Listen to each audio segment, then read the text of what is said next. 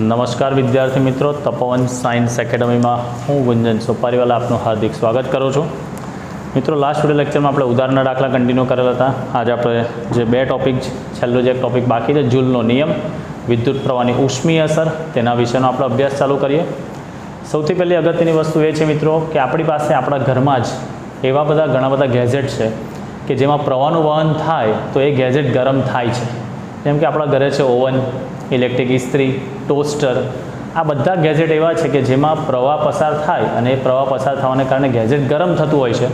તો જે ગેજેટની અંદર એટલે કે જે ઉપકરણની અંદર પ્રવાહ પસાર થતાં એમાં ગરમી ઉત્પન્ન થતી હોય, ઉષ્મા સ્વરૂપે ઉષ્મા ઉત્પન્ન થતી હોય, ઉર્જા स्वरूपे ઉષ્મા ઉત્પન્ન થતી હોય તો તેને આપણે કહી શકીશું જૂલ અસર।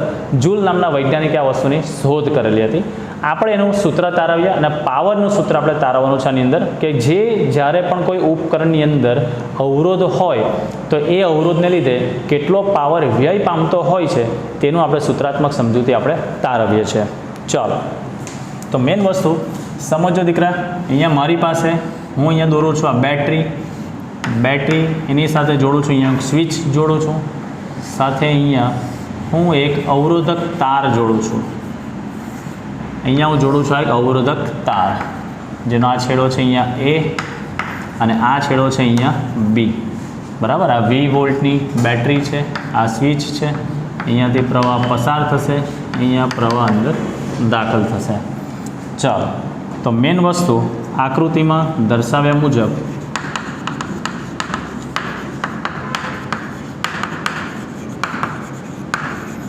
आकृति में दर्शाव्या मुजब वी टर्मिनल वोल्टेज धरावती एक बेटरी है, वी जेटलो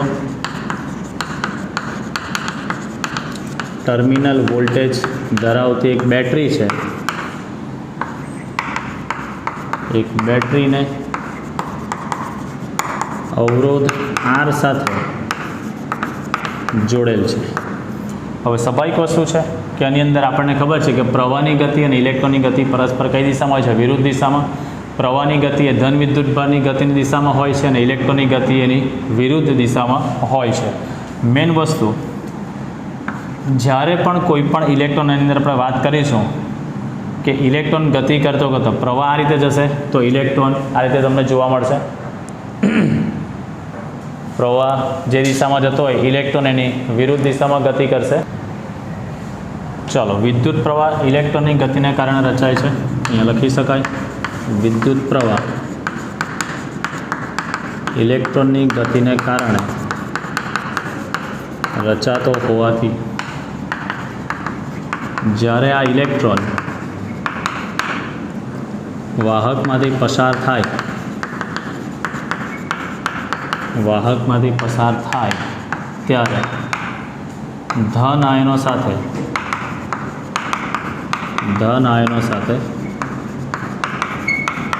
અથડામણ અનુભવે છે।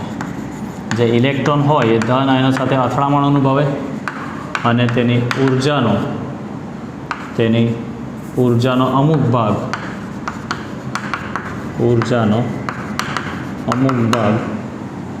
વ્યય પામે છે, जे उष्मा ऊर्जा स्वरूपे व्यय पामे छे। એટલે કહેવાનો કન્સેપ્ટ કોઈપણ તમારી પાસે વાહક હોય, વાહકની અંદર જ્યારે બી પ્રવાહ પસાર થાય ત્યારે અંદર ઇલેક્ટ્રોન ધન આયન સાથે અથડામણ અનુભવે અને એ અથડામણ દરમિયાન એ પોતે જે ઉર્જા લઈને નીકળ્યો હોય તે દરેક અથડામણે પોતાની ઉર્જાનો અમુક ભાગ વ્યય પામતો હોય। એ વ્યય પામતો ભાગ ઉષ્મા ઊર્જા સ્વરૂપે વ્યય પામતો હોય છે। ચાલો, હવે મેન વસ્તુ આપણે એનું સૂત્ર તારવીએ તો ધારી લઈએ આપણે, ધારો કે ટી સમયમાં વાહકમાંથી જે વહેતો વિદ્યુત ભાર છે એ વિદ્યુત ભાર ક્યુ છે। આ વિદ્યુત ભારને એક છેડા પરથી બીજા છેડા પર ગતિ કરવા માટે આપવી પડતી ઉર્જા ધારો કે ક્યુ છે। આ વિદ્યુત ભારને आर अवरोधना एक छेड़ेथी बीजे छेड़े बीजा छेड़े जवा माटेनी जरूरी ऊर्जा ધારો કે ડબલ્યુ છે, તો યાદ કરો આપણી પાસે વિદ્યુત સ્થિતિમાનનું સૂત્ર છે, વિદ્યુત સ્થિતિમાન V ઇઝ ઇક્વલ ટુ ડબલ્યુના છેદમાં ક્યુ, માટે W date is equal two આપણે લખી શકીએ છીએ વી ક્યુ, આને આપીએ સમીકરણ નંબર 1. હવે આપણી પાસે ઓમનો નિયમ છે, આપણી પાસે ઓમનો નિયમ છે, તો ઓમના નિયમ મુજબ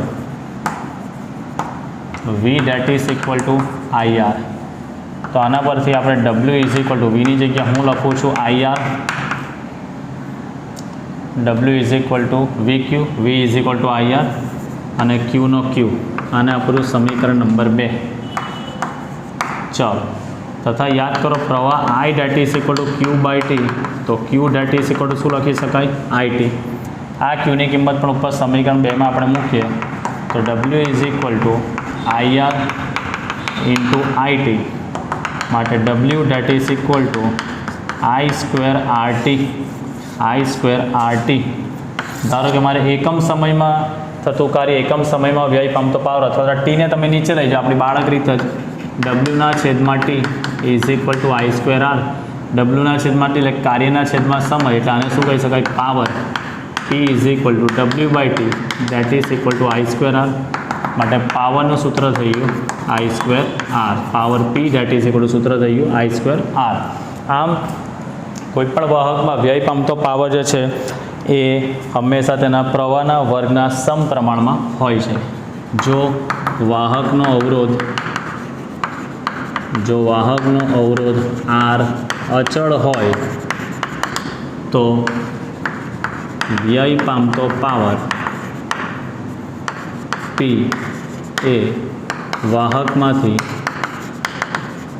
પસાર થતા વિદ્યુત પ્રવાહના વર્ગના સમપ્રમાણમાં હોય છે, વિદ્યુત પ્રવાહના વર્ગના સમપ્રમાણમાં હોય છે. પ્રતિકભાઈ,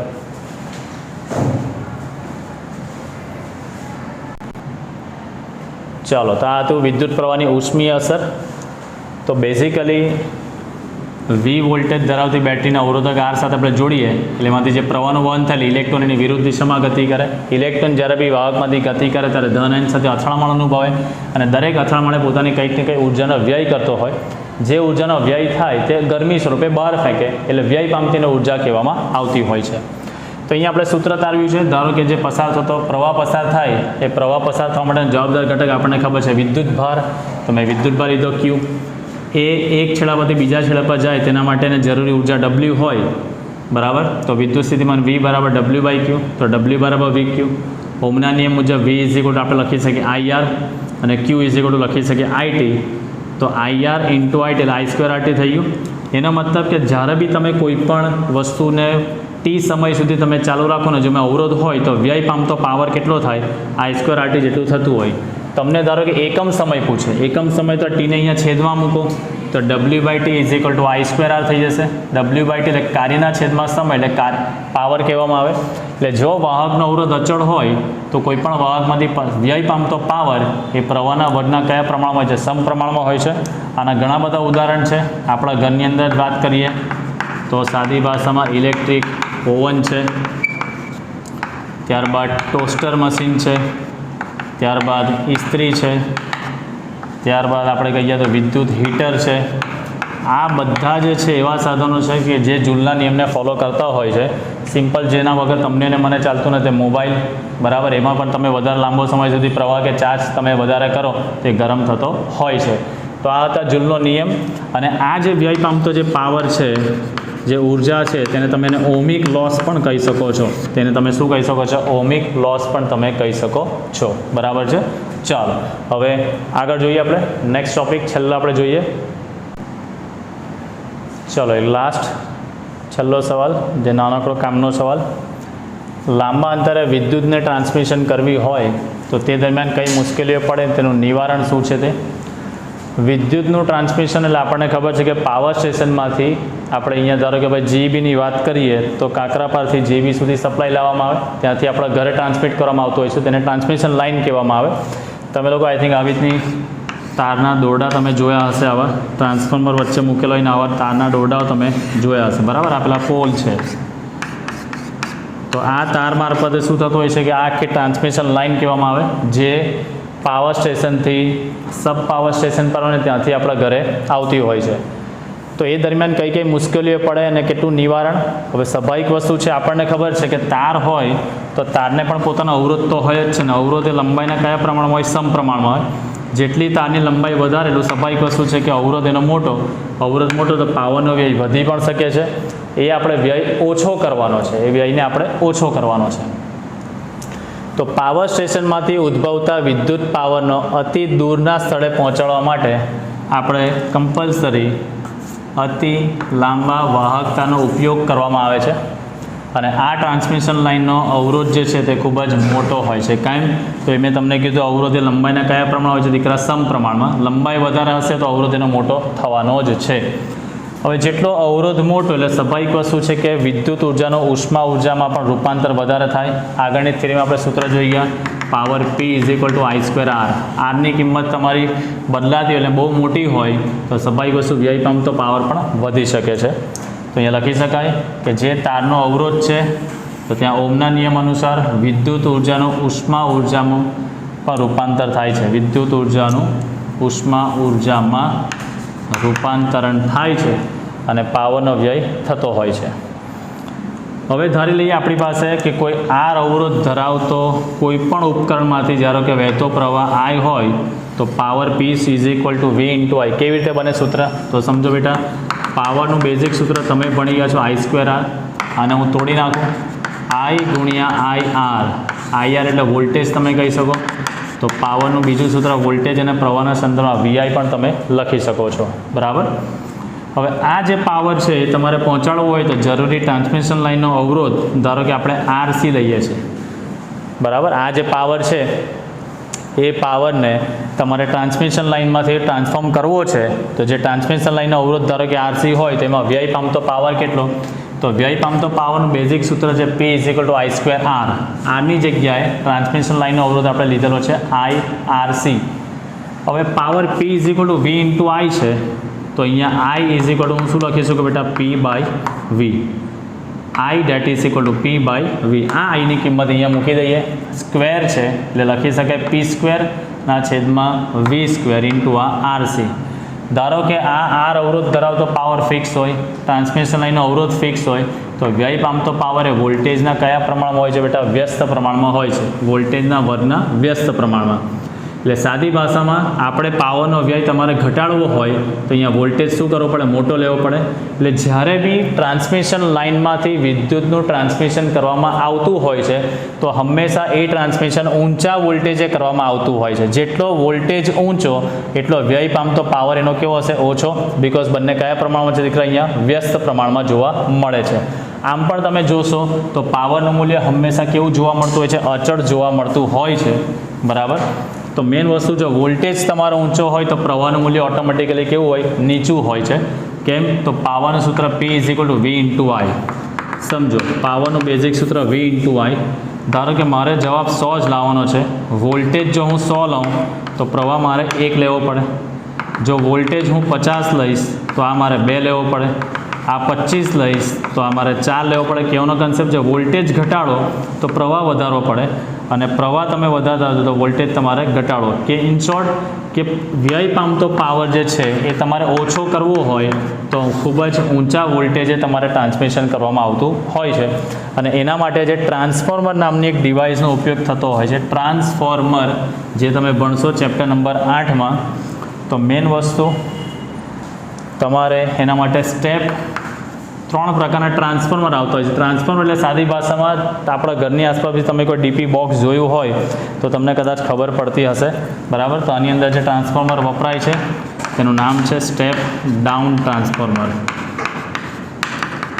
સ્ટેપ ડાઉન ટ્રાન્સફોર્મર વપરાય છે, બરાબર. સ્ટેપ અપ આવે, સ્ટેપ ડાઉન આવે ને સેન્ટર ટેપ આવે. શું છે તેના વિશેની ચર્ચા આપણે આગળના 8મા ચેપ્ટરમાં જ કરીશું. એટલે અત્યારે જસ્ટ એક સમજવાના point of view, knowledge point of view તમને આ જણાવ્યું છે. ચેપ્ટર નંબર 7માનો અભ્યાસ કરીશું કે ટ્રાન્સફોર્મર શું છે, એના પ્રકારો શું છે તે. તો લાંબા અંતરે ટ્રાન્સમિશન લાઇનમાંથી દરમિયાન પાવરનો વ્યય ઓછો કરવો હોય તો આન્સર થઈ ગયો કે ખૂબ જ ઊંચા વોલ્ટેજે તમારે ટ્રાન્સમિશન કરવું જરૂરી છે, બરાબર. ઊંચા વોલ્ટેજે ટ્રાન્સમિશન કરવું. ચાલો, તો આ હતું દીકરા અહીંયા ટ્રાન્સમિશન લાઇન દરમિયાન પડતી મુશ્કેલી અને તેનું નિવારણ. નેક્સ્ટ હવે આપણે આગળ વધીએ. જે કામના દાખલાઓ છે ઉદાહરણના તે આપણે આગળ અભ્યાસ કરીશું. ચાલો, આપણે ઉદાહરણ 6 સુધી કમ્પ્લીટ કરેલું હતું. ઉદાહરણ નંબર 7 પરિપથ આપેલો છે. દરેક શાખામાંથી વહેતો પ્રવાહ તમારે શોધવાનો છે. અહીંયા 10 વોલ્ટની એક બેટરી છે, અહીંયા એક 5 વોલ્ટની બેટરી છે. અહીંયા બેટરીના વોલ્ટેજ વધારે છે, તો ધારો કે અહીંયાથી નીકળતો વોલ્ટેજ આપણે લઈએ છીએ દીકરા I1 જેટલો વોલ્ટેજ આમાં લઈએ છીએ. આ I1 વોલ્ટેજ અહીંયા આવશે, એટલે જંકશન બિંદુ થોડો પ્રવાહ આમાં જશે, થોડો પ્રવાહ આમાં જશે. તો ધારો કે આ શાખામાંથી જતો પ્રવાહ I2 હોય તો અહીંયાથી જતો પ્રવાહ કેટલો થશે? I1 minus I2. કુલ પ્રવાહ I1 અહીંયાથી નીકળે છે, આ જંકશન બિંદુ અહીંયાથી 10 એમ્પિયર પ્રવાહ ધારો કે નીકળતો હોય, 10માંથી 3 અહીંયા જતો હોય તો 7 અહીંયા જશે, એટલે I2 અહીંયા ગયો, અહીંયા આવે છે I1 માઇનસ I2. આવી બેટરી છે 5 વોલ્ટની, તો ધારો કે એમાંથી જતો પ્રવાહ અહીંયા I3 છે. ચાલો, તો આ I2 અને આ I3 બંને અહીંયા ભેગા થશે અહીંયા બી બિંદુ પર, એટલે અહીંયા જે કુલ પ્રવાહ તમને મળશે કેટલો? I2 plus I3. અહીંયા તમને મળશે I2 પ્લસ I3. એ I2 પ્લસ I3 અહીંયા આવશે સી બિંદુ પર. તો આ I2 પ્લસ I3માંથી થોડો પ્રવાહ જે અહીંયા I1 સ્વરૂપે વહે છે, એટલે અહીંયા કેટલો જવાનો દીકરા છે? I1 જ જશે ને, લૂપ તો આખી કમ્પ્લીટ કરશે જ. આ ધનથી ઋણ તરફ I1, એ જ પ્રવાહ પાછો અહીંયા એન્ટર થશે. તો I2 પ્લસ I3 પ્રવાહ જે અહીંયાથી આવે છે તેમાંથી I1 આમાં જશે, તો બાકીનો આ જે શાખા છે એમાં કેટલો તમને જોવા મળશે અહીંયા? તો કે I2 plus I3 minus I1. I2 plus I3 minus I1. આ જે શાખા છે એમાં જતો પ્રવાહ તમને મળશે દીકરા I2 plus I3 minus I1.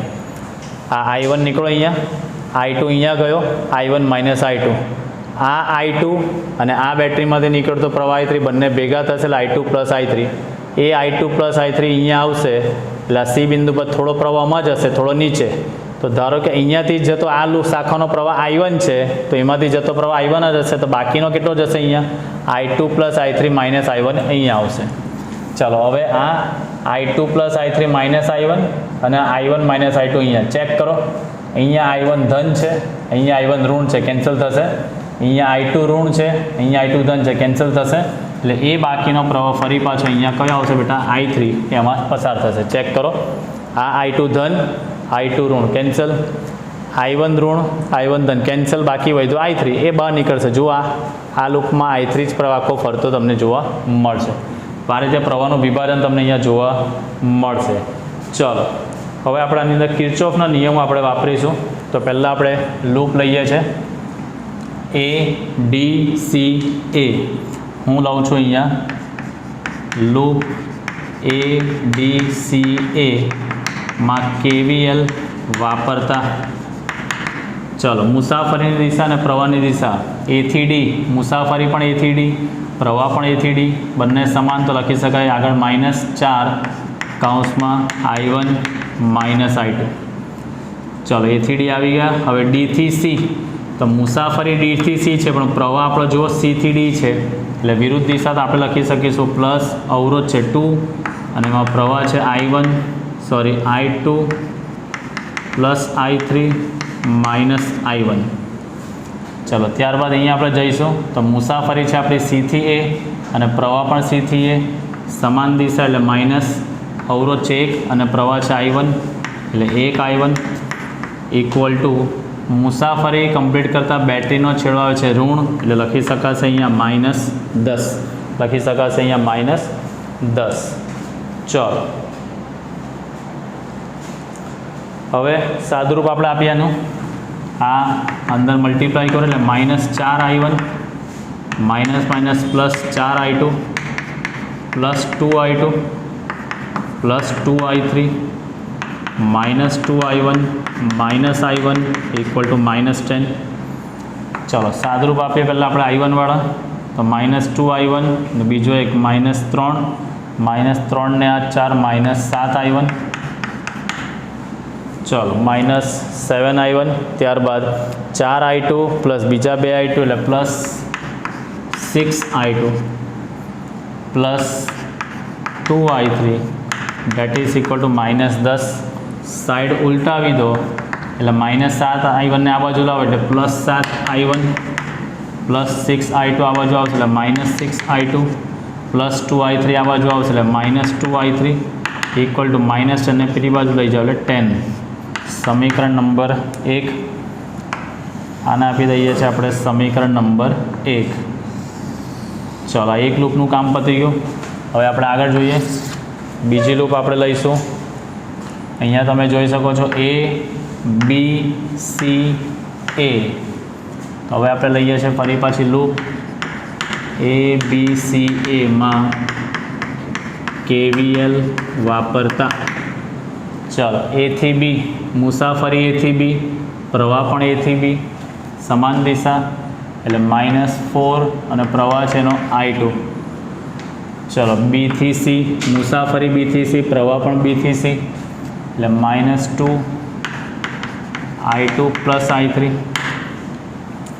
ત્યારબાદ C थी A तो मुसाफरी भी C थी ने प्रवाह भी C थी तो लखी शकाय -1I1 इक्वल टू बेटरीनो नेगेटिव छेड़ो ज आवशे એટલે આપણે લખી દીધું અહીંયા -10 સાદરૂપ આપીશું -4i2 -2i2 -2i3 -i1 date is equal to -10 चलो पहलो i1 तो -i1 -6i2 -2i3 equal to -10 बाजू उल्टावीए એટલે -i1 आ बाजू आवशे એટલે +i1 plus 6i2 plus 2i3 equal to 10 समीकरण नंबर 2 આવી ગયું આપણું સમીકરણ નંબર 2 હવે જે લૂપ લેવાની છે તે આખી B C D epsilon B હવે આ લૂપ જે છે એને આપણે લઈશું કિર્ચોફનો નિયમ loop B C D epsilon B માં KVL વાપરતા ચલો મુસાફરી જુઓ B થી C અને પ્રવાહ પણ આપણે B થી C ડિરેક્શનમાં જ છે એટલે -2i2 પ્લસ I3 ચલો C થી D માં મુસાફરી આપણે જુઓ C થી D પ્રવાહ પણ C થી D એટલે -2 અહીંયા આવશે I2 પ્લસ I3 -i1 આમાં કંઈ છે નહીં ઇક્વલ ટુ બેટરીનો કયો છેડો આવે છે -5 સાદરૂપ આપીશું અહીંયા तो -2i2 -2i3 -2i2 -2i3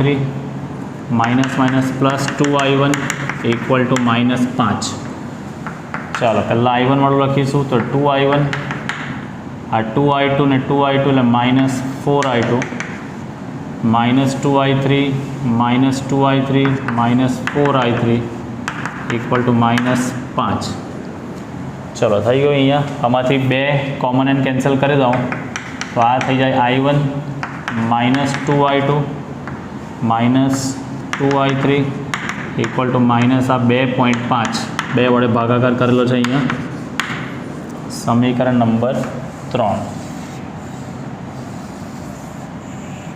એટલે જે 3 લૂપો લીધેલી છે આપણે पहले A D C A आमा किर्चोफનો नियम वापरे एक समीकरण त्यारबाद A B C A किर्चोफનો नियम वापरो बीजू समीकरण અને ત્યારબાદ આખી આ લૂપ લીધેલી છે B C D epsilon B એમાં કિર્ચોફનો નિયમ વાપરીને આપણે ત્રીજું સમીકરણ મેળવેલું છે આપણે અહીંયા ચલો હવે આપણે સમીકરણને સાદરૂપ કંઈક એ રીતે આપીએ અહીંયા તમે જોઈ શકો છો समीकरण 1 અને 2 में आ +6i2 है आ -6i2 है कैंसल थी सके आ +2i3 है आ -2i3 है तो कैंसल थी सके तो अपने i1 एना परथी मळी शकशे तो अहीं आपणे लखी सकीए छे समीकरण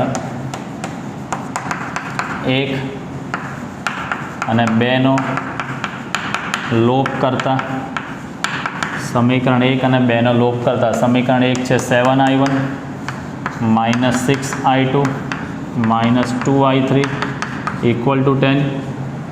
અહીંયા છે i1 +6i2 +2i3 = 10.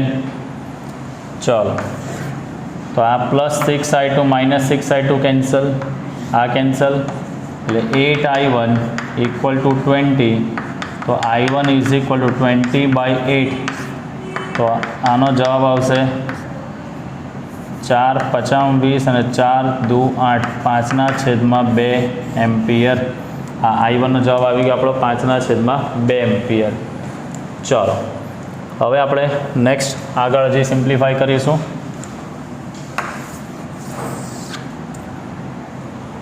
સમીકરણ 2 અને 3નો હું સરવાળો કરું છું.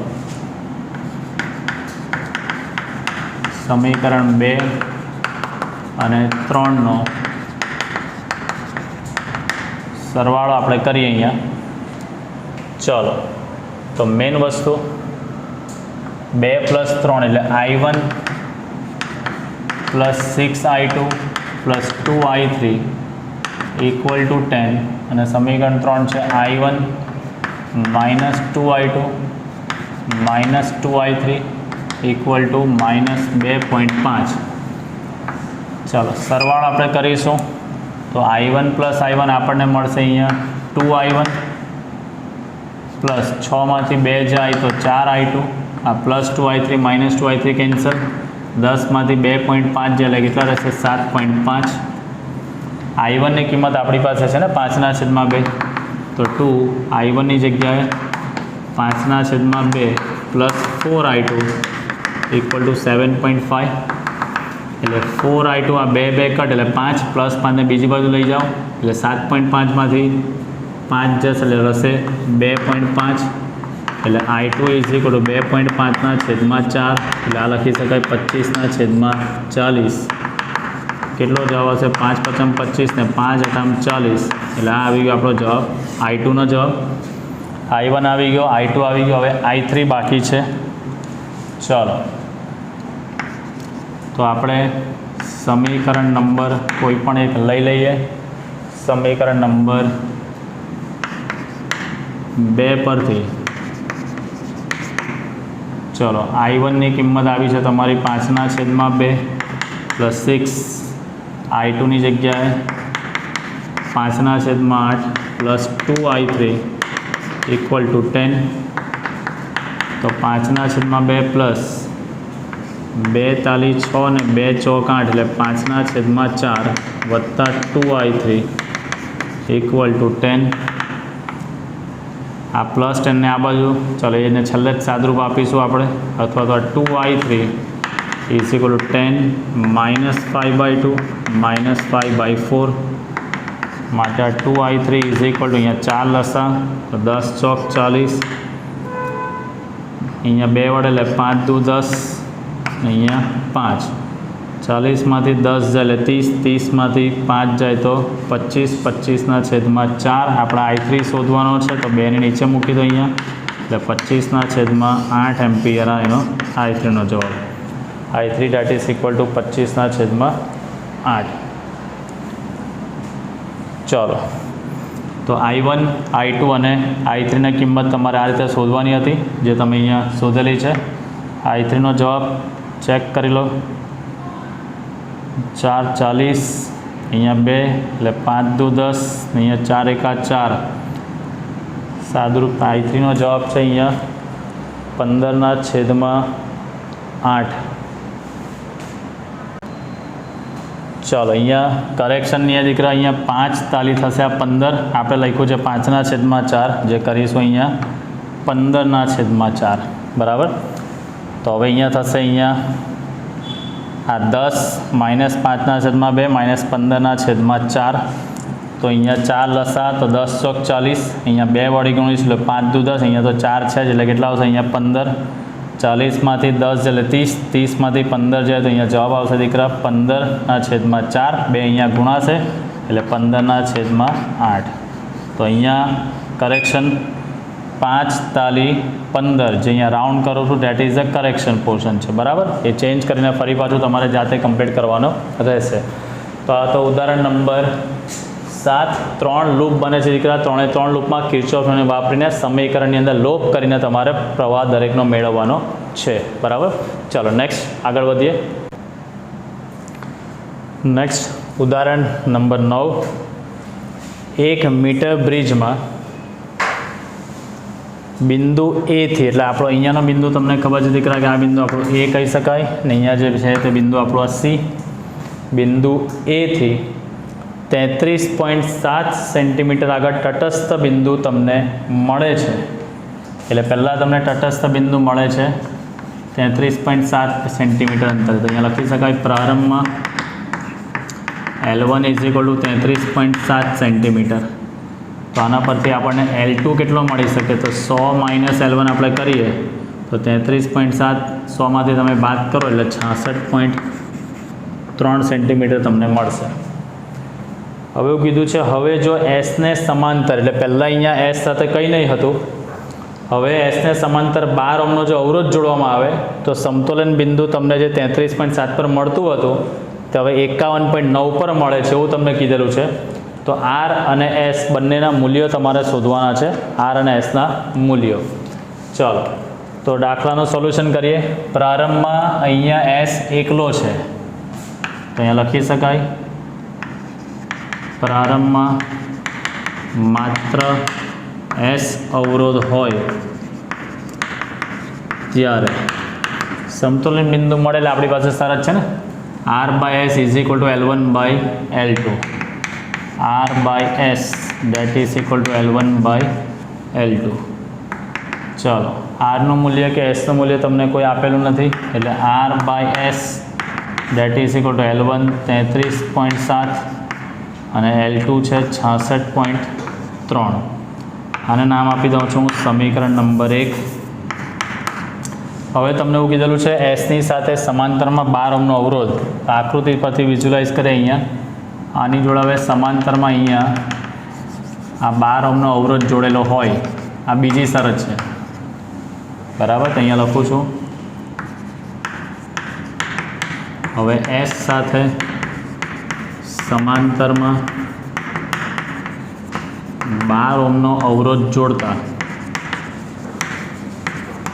ચાલો તો હવે એસ ઇક્વિવેલન્ટ કેટલો બને? તો S equivalent is equal two આ બંને સમાંતરમાં તો ઉપર ગુણાકાર અને નીચે શું બને? સરવાળો. એટલે 12 છેદમાં શું લખી શકાય? 12 + S થઈ ગયું આ એસ ઇક્વિવેલન્ટ. તો હવે આપણે ફરી પાછી શરત બનાવીએ તો R બાય એસ ઇક્વિવેલન્ટ. હવે તટસ્થ બિંદુ તમને મળે છે, આપેલું છે રકમમાં બેટા 51.9. તો અહીંયા લખી શકાય L1 ડેશ ને 100 માઇનસ L1 ડેશ.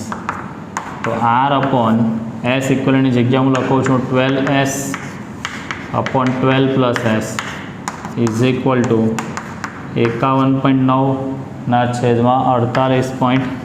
આ 100 માઇનસ 51 તમે 9 કરશો એટલે આ તમને મળશે. આને આપણે ઉપર લઈ જઈએ. ચલો તો R ઇન્ટુ આ 12 + S છેદમાં 12S that is equal to 51.9 છેદમાં 48.1.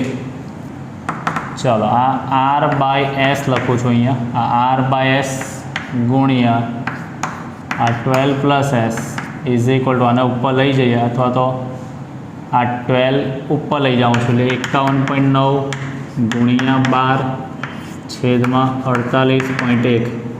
આ R એઝ ઇટ ઇઝ, આ એસ અહીંયા લખ્યો, આ 12 + S અને આ છેદમાં 12 છે તેને અહીંયા ઉપર મૂક્યો. 51.9 ગુણ્યા 12 છેદમાં 48.1. હવે અહીંયા સમીકરણ 1માં તમે જુઓ R બાય એસની કિંમત તમારી પાસે છે જ, તો અહીંયા લખી શકાય સમીકરણ 1 પરથી ચલો R બાય એસની જગ્યાએ 33.7 છેદમાં 66.3 ગુણ્યા 12 + S ઇક્વલ ટુ 51.9 ગુણ્યા 12 છેદમાં 48.1. આપણે 12 + s શોધી કાઢીએ તો 51.9 ગુણ્યા 12 ગુણ્યા આ 66.3 ઉપર જશે છેદમાં 48.1 અને ગુણ્યા 33.7. આનો તમારી પાસે કેલ્ક્યુલેટર છે, તમે સાદુરૂપ આપી શકશો. એટલે 12 + s આવે છે 25.47. એટલે આપણે s આના પરથી મળી જશે s 25.47 - 12 માટે s નો જવાબ આવશે 13.47 ઓહ્મ. ચલો આ sનો જવાબ આવી ગયો. હવે આપણે આ sની કિંમત હું સમીકરણ 1માં મૂકી દઉં તો મને r મળી જશે. sની કિંમત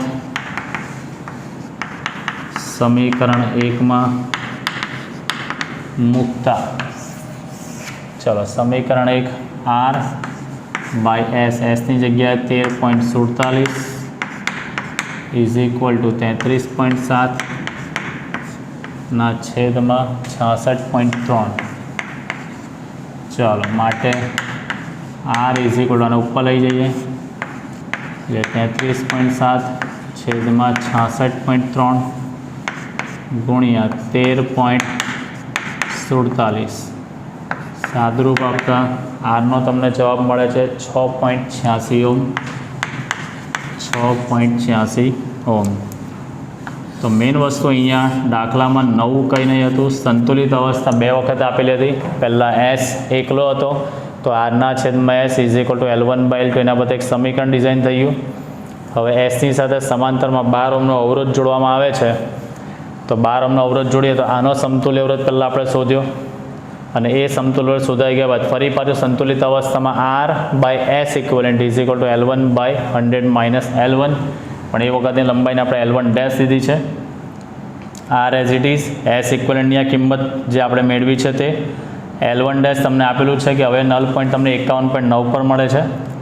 બરાબર. આ ઉપર લઈ ગયા આપણે, આ 12ને અહીંયા લઈ ગયા એટલે r/s ની કિંમત આપણને અહીંયાથી મળી જશે.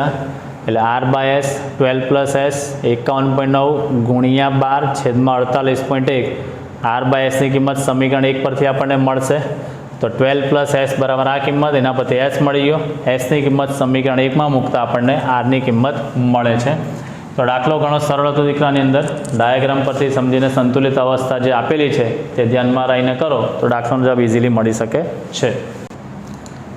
તો મિત્રો આજના બંને ઉદાહરણના દાખલા નોટબુકમાં સારી રીતે તમારે આકૃતિ દોરીને સમજીને જાતે કરવાનો પ્રયત્ન કરજો કે જેથી ઉદાહરણ તમને સારી રીતે સમજ પડી શકે.